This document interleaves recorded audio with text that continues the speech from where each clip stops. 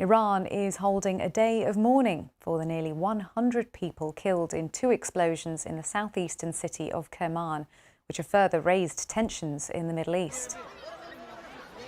The blasts came as hundreds of Iranians gathered to mark the anniversary of the death of Qasem Soleimani, Iran's top military commander, who was killed by a US drone in 2020.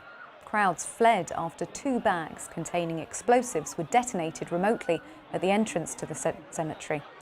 It remains unclear who was behind the bombings. Iran has blamed Israel and the US for the attack, but that's been dismissed as irresponsible by Washington.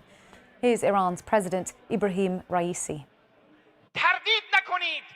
I warn the Zionist regime, do not have doubt. You will pay the price for this crime and all the crimes you committed, which will be very regrettable.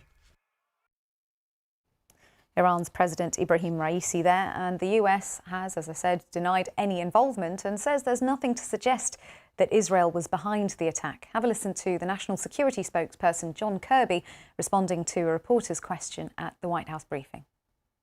We have no indication at this time at all that Israel was involved in any way whatsoever. No indication, but just to be clear, you don't think, did they support or assist in some other way?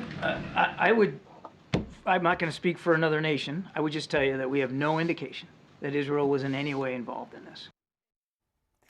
National Security spokesperson John Kirby there. Well, Professor Sahar Razavi is a director of the Iranian and Middle Eastern Studies Center at California State University, and she told us that today will be a very difficult day. I think that we can expect a response from Iran. Of course, it's not surprising that the president and the supreme leader have blamed Israel and the United States, not just because of the situation in Gaza at the moment, but also because of everything that has led here and the ongoing tensions between Israel and Iran.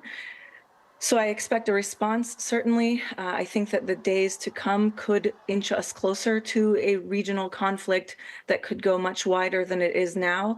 And certainly I'm very concerned about what's going to happen next. I think it is a given that we will see a response. After Soleimani himself was killed, Iran vowed a response, and the response came, but it came at a time that there were no service members at the base in Iraq and people were not killed.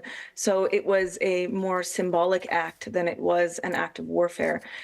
We don't know at this point who is responsible. I think it's far too early for us to be able to come to any kind of responsible conclusions, but I think it's quite possible that there will be more of an escalation. It is also possible that there will be a strategic or symbolic act that is meant to send a message without engulfing the entire region in a wider war.